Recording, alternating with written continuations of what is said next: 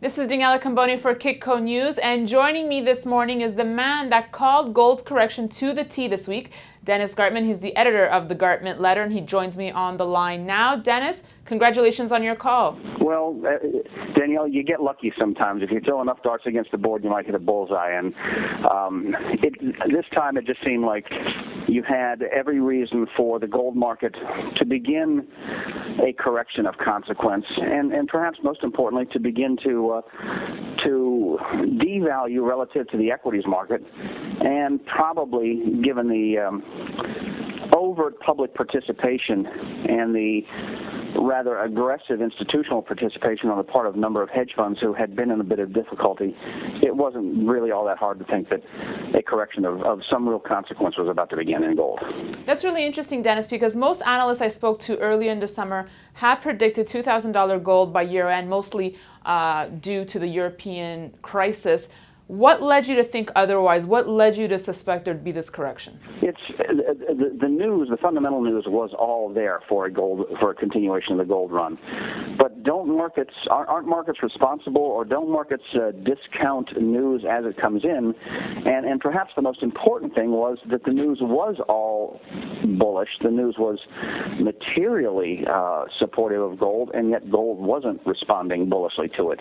The first thing that a good trader learns is to understand that sort of non-response. When bullish news is not responded to bullishly, that should raise flags. So Dennis, you've gone on the record saying that you could see gold going between the 1350, 1425 range. Would you consider that still a bullish stance?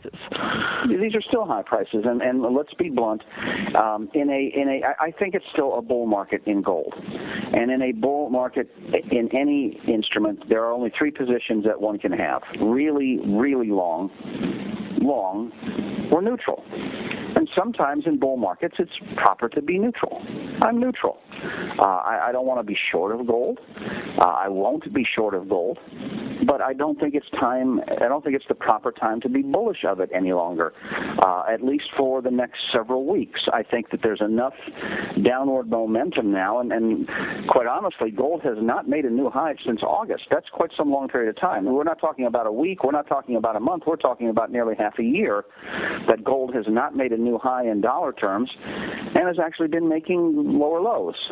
I do think that the long-term upward sloping trend that began over a decade ago is probably still intact, but you could take gold all the way down to 1350 and really not do any damage to the long-term bull trend.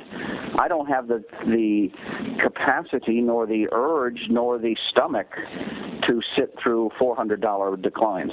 So Dennis, what's your reaction to those gold bugs out there, including Peter Grandage, who challenged your bearish stance this week? Well, first of all, everybody's allowed to have their own opinion, and Peter's actually a very nice fellow. I think he got a bit excited, and those things happen. We've actually chatted since then, and I clarified the point that I never did say that it was going to go to 1,000. I just simply said that I thought we were due for a relatively material correction, and indeed that's what we are having.